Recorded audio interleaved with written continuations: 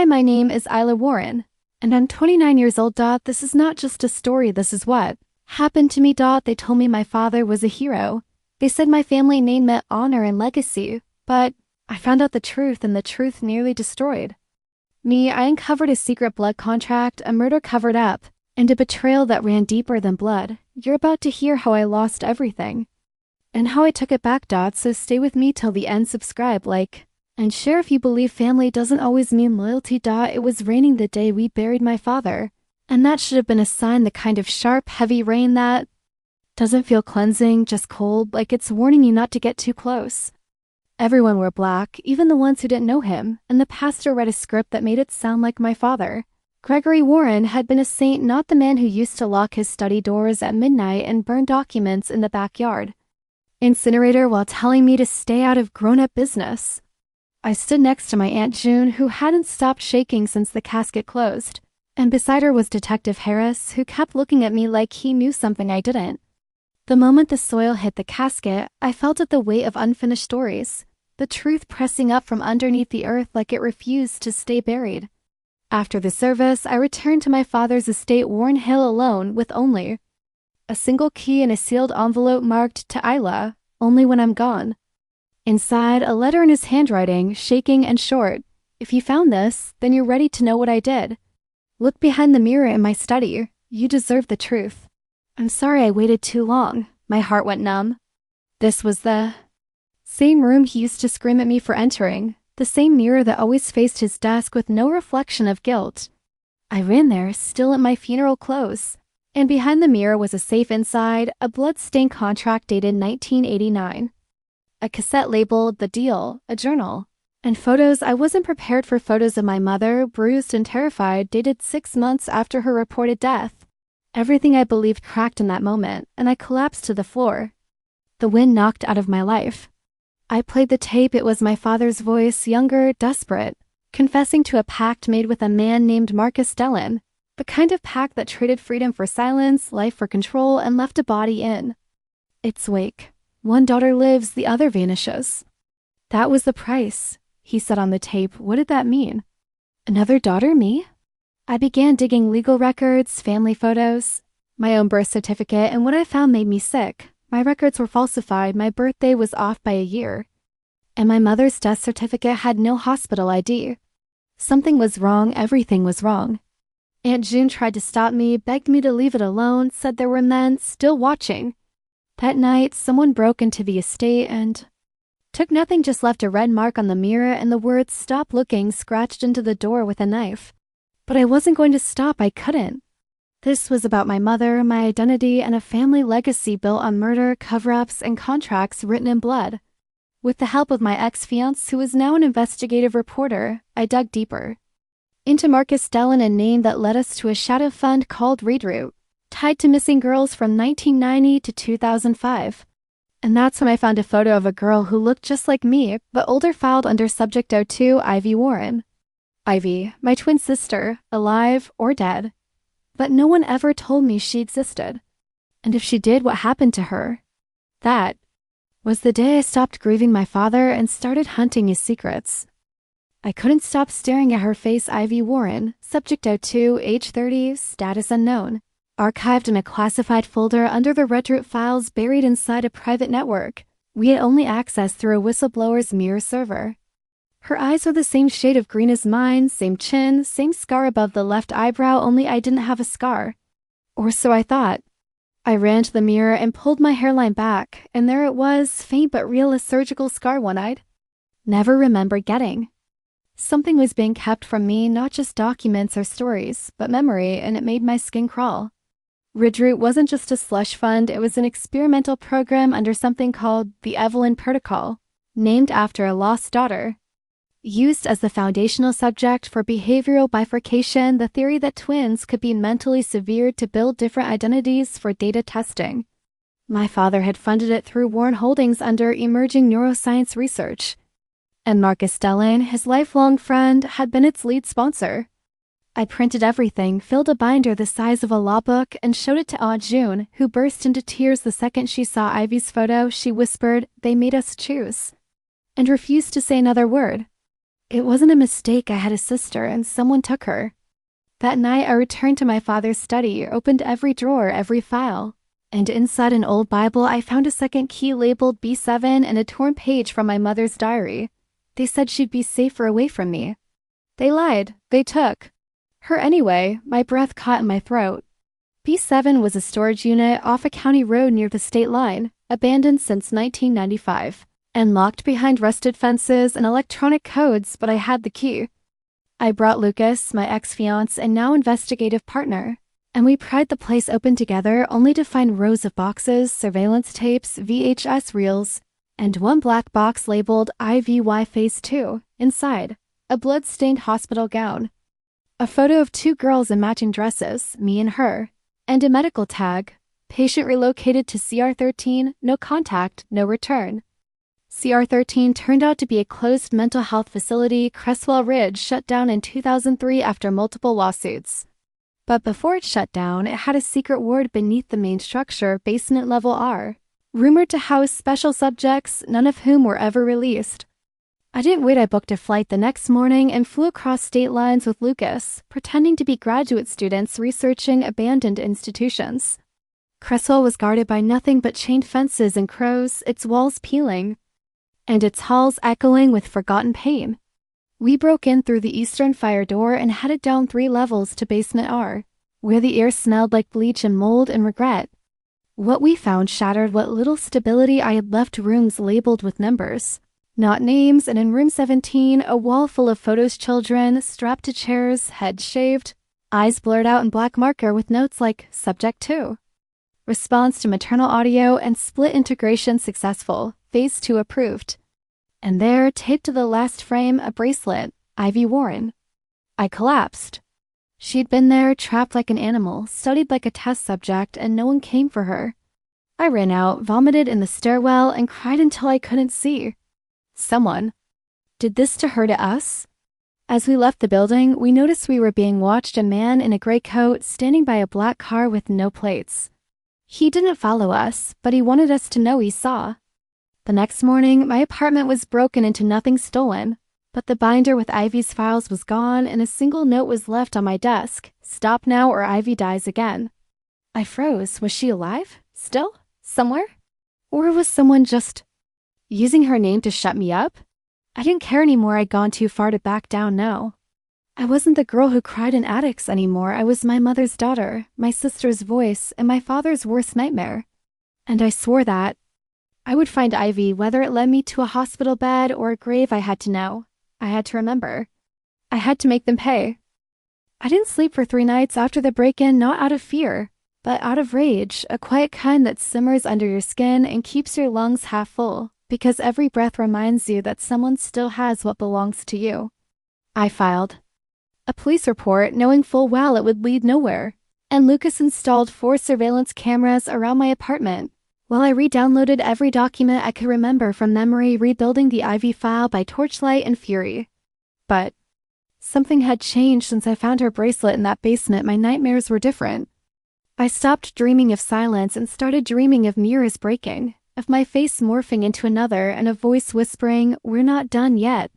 I tried to dismiss it as trauma response, but then I found something I couldn't ignore. In one of the Cresswell Ridge basement frames, in the corner of the photo, there was a date, not a printed one, but a carved-in time stamp. Barely visible in the wood, March 17th, 2006, but Cresswell closed in 2003. So how was Ivy there 3 years later? Unless someone reopened it off the record. I began digging into facility blueprints and found an inconsistency. The main building was demolished in 2005, but the underground lab system was never officially dismantled. In fact, according to a shady contractor receipt I uncovered using Lucas's press credentials, those tunnels had been reinforced and rewired in 2007 under the project name Mira Echo, Phase 3 testing. I froze. Myra Echo was the same term mentioned in the last page of my father's black ledger journal, the one with coordinates and symbols I'd assumed were code. I showed it to a linguist friend who specialized in psychiatric institution records, and he confirmed something that made my heart pound. The symbols matched experimental trauma mapping techniques used in deep conditioning therapy once designed to fragment the mind and rebuild it with false timelines. I had chills as he pointed to one symbol and said, "This isn't just memory deletion. This is identity redesign." Which meant Ivy wasn't just taken, she may have been rebuilt into someone else entirely. Maybe she was out there, unaware she'd ever been someone named Ivy. Lucas and I tracked the Mara Echo project to a former military site repurposed for behavioral reintegration studies and officially decommissioned in 2012, but we knew what that meant. Covert funding, untraceable patients, and no paper trail unless you had a name. And I had one Ivy Warren. We visited the county records office and pulled every entry for the surname Warren between 1990 and 2000 and buried deep in an archive mislabeled Warren. Ivory was a sealed juvenile case file tied to state patient 12B originally. Admitted under emergency foster status in 1994, transferred through 4 unnamed institutions, and last seen in Harborstone Learning Facility, a private school for disturbed children. My blood went cold because I had attended Harborstone too from 1998 to 2000, and yet I remembered no one named Ivory or Ivy. We drove there that weekend, pretending to be alumni researchers, and the place had changed, renovated, sterile, no signs of the padded rooms or gray-suited staff I vaguely recalled. But then I found the old library wing forgotten, dusty, its door nailed shut from the inside, and in that darkness, carved into a bookshelf under layers of dust, IC=1, as if someone had tried to tell the truth even when their voice was taken. I snapped a photo, heart racing, and just then a voice from the hallway, female, older, calm. "You shouldn't be here, Isla." I turned and saw her, a woman with graying red hair, sharp eyes, and a scar above her eyebrow. She looked just like me, but older by a decade. I said, "Ivy?" And she smiled, almost sad, and said, "That's who I used to be. They gave me a new name, but I remember now." I stepped forward, trembling, but she shook her head. "They're watching. You need to leave. I'll contact you soon." Then she vanished into the back hallways before I could speak again. I wanted to chase her, scream, cry, but I did none of that. Instead, I walked back to the car in silence, heartbreaking because I had found her after all these years, and now I was more terrified than ever of losing her again. I sat in the car for over 10 minutes after she disappeared, gripping the photo I had just taken of the message carved into the bookshelf, IW+IC=1, proof that Ivy had been there, that she remembered, that her identity hadn't been fully wiped. But what terrified me more than anything was the look in her eyes, sharp, aware, and terrified not of me, but of them. Whoever they were, they had broken her, buried her, reprogrammed her, and now were watching her again. That night, I couldn't sleep every time I closed my eyes. I saw her face at the door and heard her say, "That's who I used to be," over and over. The next morning, I checked all 4 surveillance cameras at my apartment. One was missing. Footage between 2:15 a.m. and 3:09 a.m. Someone had been there, and they'd been good. No sign of forced entry, no noise. Just a subtle scent of lavender in the hallway, and a small origami swan left on my kitchen table with one phrase written inside. "Trust no one. They listen." I was officially in too deep. Lucas wanted to go to the police, but I refused. This wasn't a case anymore. This was blood, memory, and buried truth. I started searching for alternate identities tied to Ivy's face and found a facial match under the name Claire Holloway, employed at a pharmaceutical company called Drasintech, a firm with multiple government contracts tied to neurological research. I posed as a job applicant, got through the security gate under fake press credentials, and watched as Claire Ivy walked past me in the hallway like a ghost in a life that never belonged to her. I left the building shaken but determined this wasn't over. Later that night, Ivy called from a burner phone and whispered, "You shouldn't have come to Drasintech. They know now, but if you want the truth, meet me at 47 Harrow Street. Basement, midnight, come alone." I went, of course. It was an abandoned laundromat with a broken basement door that opened into cold concrete steps and a makeshift candlelit bunker. There she was, waiting, arms crossed, same scar, same eyes. We sat for 2 hours, and she told me everything. How, after our mother tried to run with us, men in black coats separated us at the docks, drugged us, and took her to Cresswell while I was placed in foster care under monitoring by my father's estate. How our memories were erased again and again until one day a sound, a song our mother used to hum, broke through the fog.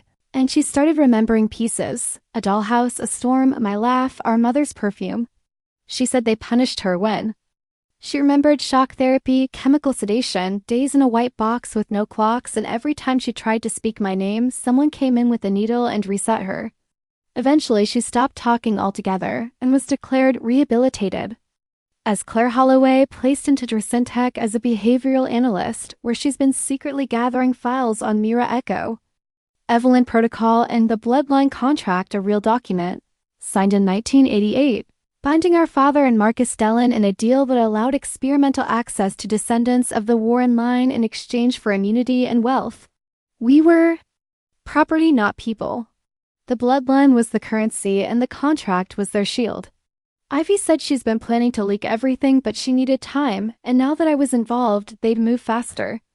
I hugged her and we cried for the first time together, two sisters who lost everything but refused to be erased. I left the bunker with a flash drive. She gave me encrypted files, photos, lab notes, even a video of our mother begging in an interview. Room saying, "They took my babies. Please, I'll sign anything. Just let me see them." And then the camera cuts out. I went home trembling, heartbroken, but burning inside with one truth. This wasn't about just remembering anymore. This was about exposing everything. The flash drive Ivy handed me wasn't labeled. Wasn't even marked, but it felt like it weighed 1,000 pounds because I knew the second I opened it, I wouldn't be the same. Lucas and I plugged it into an air-gapped laptop, no Wi-Fi, no trace, and what we found inside wasn't just evidence. It was a blueprint of the entire Warren Dellon corruption machine, starting with handwritten letters from 1986 where Marcus and my father discussed selective genetic mapping of children with elevated limbic reactivity to test behavioral pliability, meaning they had been targeting emotional children like me and Ivy as ideal subjects for neurofragmentation experiments.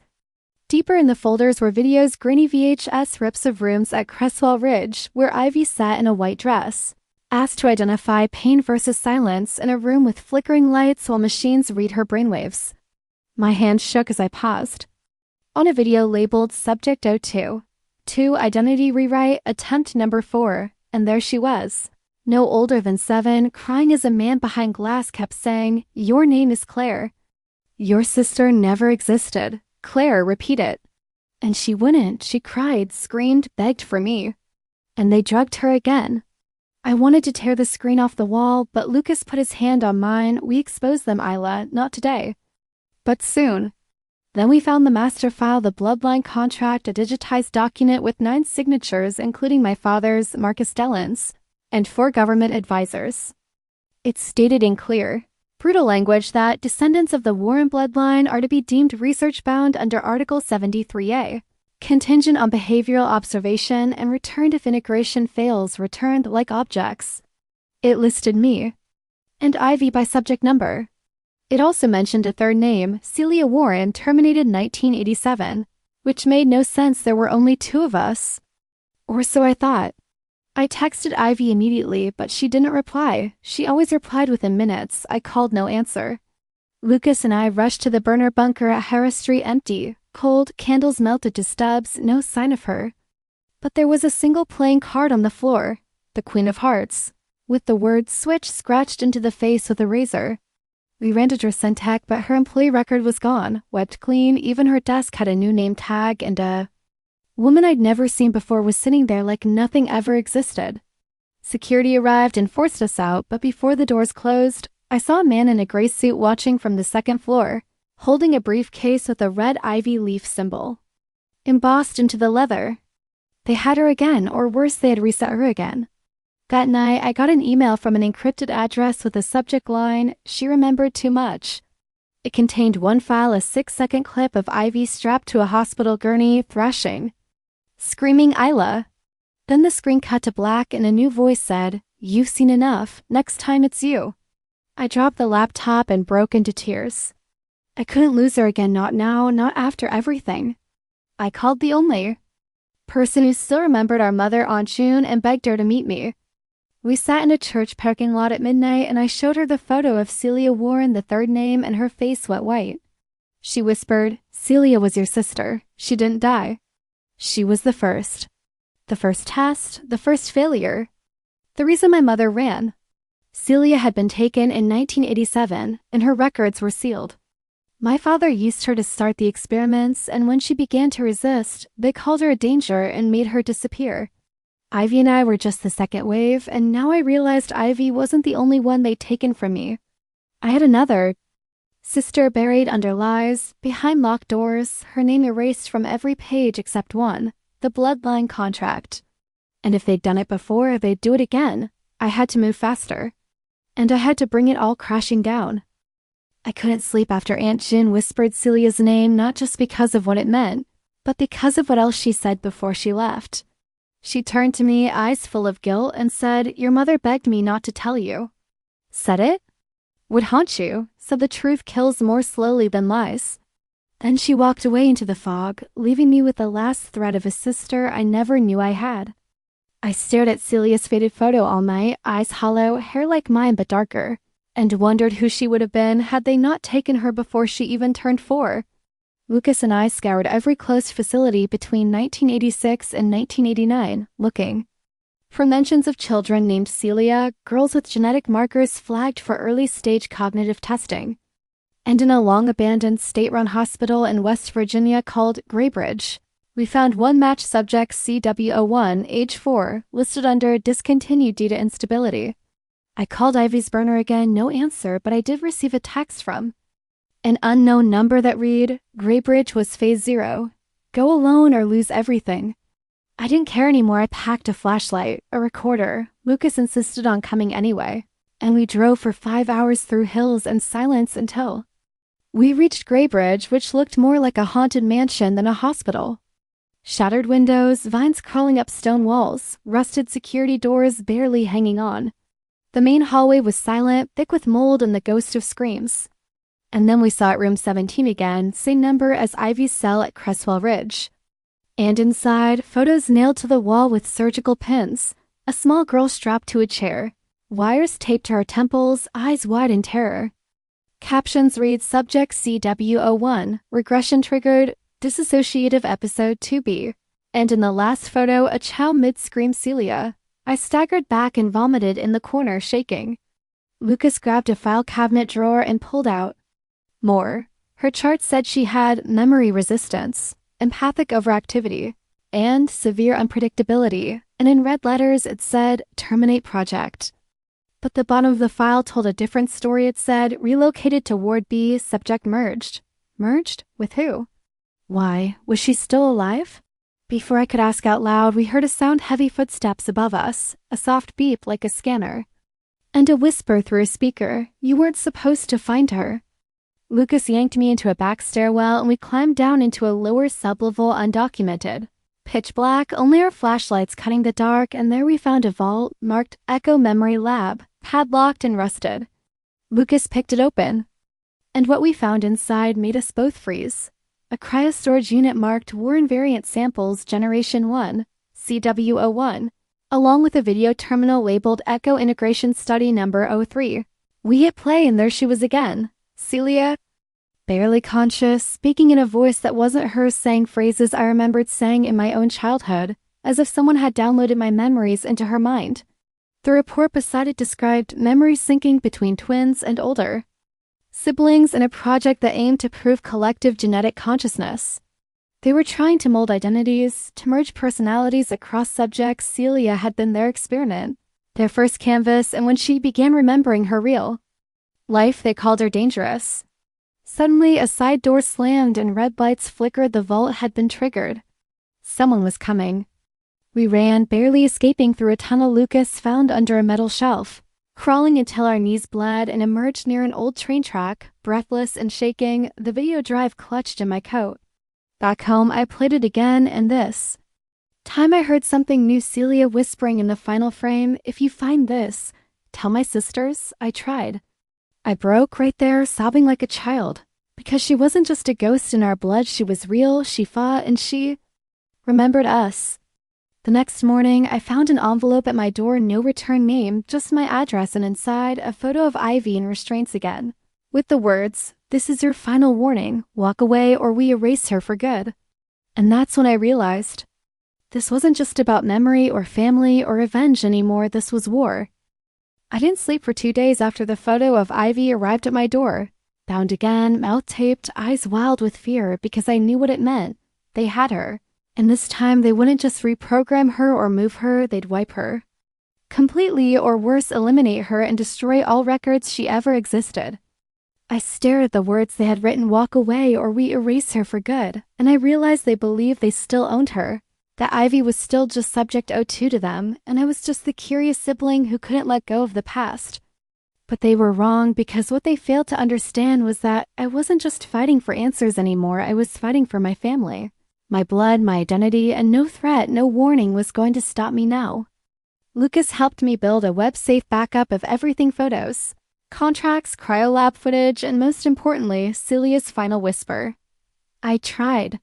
We began sending small encrypted packages to trusted journalists, human rights lawyers, and whistleblower platforms, each marked only with Project Bloodline classified. We weren't just collecting evidence anymore, we were arming the world with it. But we needed one last thing: Ivy herself, not a photo, not a file, but her voice, her presence, her story, because she wasn't just a victim, she was a witness. The only living proof that everything we uncovered was true. I remembered what she said in the candlelit bunker weeks ago. They're watching.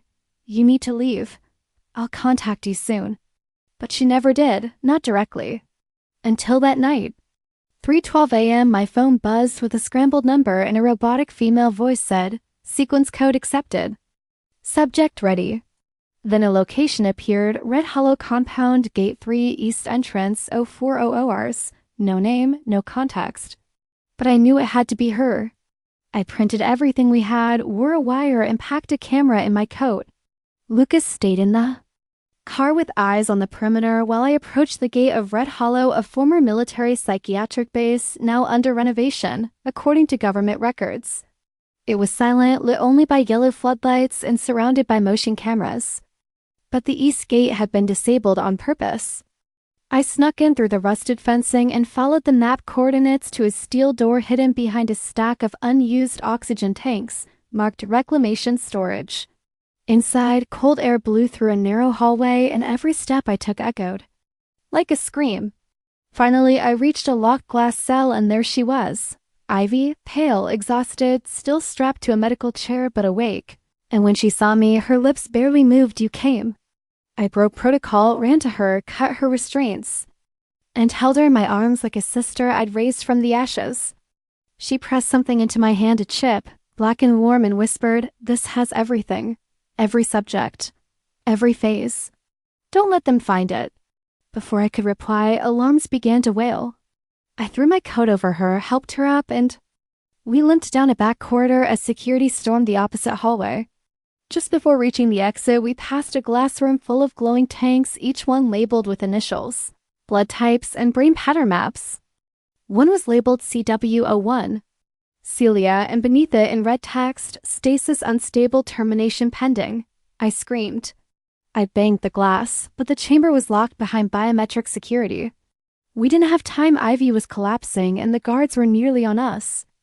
I promised Celia I'd come back, and we fled into the cold forest beyond the compound walls, guided only by moonlight and the sound of gunshots behind us. Lucas met us on the road, screaming for us to hurry, and we drove for miles before we could breathe again. Back at the safe house, Ivy fell into my arms and whispered, "You need to tell them everything now. Go public, tonight." I plugged the black chip into the offline system and found a directory: 62 subjects, 12 facilities, and 9 active programs still running. It wasn't just us, they were still doing it. And that meant we weren't just the victims of a past nightmare, we were the only ones who could stop a future one. I stared at the screen as Ivy slept beside me, her body twitching from sedation withdrawal and psychological trauma. The veins in her arms still bruised from whatever chemicals they'd used to silence her memory for so long, but she was alive. And in my hands sat the black chip she risked everything to recover. It was time. I emailed the encrypted files to every contact we'd lined up: activists, journalists, digital archivists, even international agencies, and included a single message. "These are the names of the lost. The ones who were silenced. Remember them. Expose them." Then I sent Ivy's photo, eyes open, alive, brave, and attached Celia's whisper. I tried. The world deserved to hear her voice. Within hours, things moved like fire. A UK-based human rights agency broke the story first under the title Project Bloodline, genetic experiments on children of elites, followed by leaked footage of Ivy's time at Cresswell Ridge, side by side, with the Bloodline contract bearing my father's signature, Marcus Delan's seal, and timestamped documents referencing Subject 01 and merging consciousness across siblings. Ivy woke to the sound of my phone buzzing nonstop with alerts. CNN, Reuters, BBC, Al Jazeera all picking it up. Hashtags trended globally. Hashtag Bloodline Files, hashtag Free Ivy, hashtag Where is Celia? And our faces were everywhere, not as victims, but as the girls who exposed the secret world buried beneath family fortune and silence. Drossen Tech stock crashed by noon, and the Department of Defense released a statement denying involvement. Too late, we had proof. Ivy was put under protective custody. Lucas gave his name to the press, and Isla Warren stood in front of cameras and told the world my truth. They took my sisters. They tried to erase us. We remember, and now so will you. But one thing haunted me. Celia's still frozen in stasis, labeled as a terminated anomaly.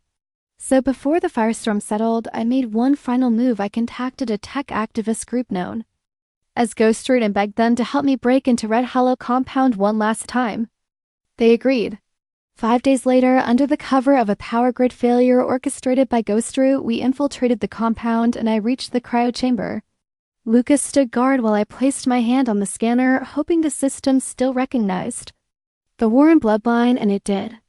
The vault hissed open, cold mist pouring out, and inside, still breathing, still alive, was Celia, no older than 6, but biologically suspended, a child frozen in time. I wept. I called Ivy. She cried with me.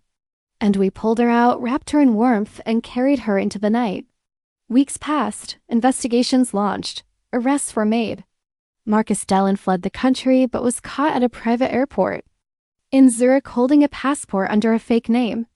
My father's name was stripped from every foundation and building he funded. But none of it mattered more than what we rebuilt. Ivy began therapy, slowly rediscovering her identity. I started a nonprofit called the Celia Foundation, helping other survivors of psychological experimentation and familial abuse. And Celia? She woke up one morning, blinking, looking at both of us and whispering, "I remember you." It was the beginning of healing, not easy, not fast, but real.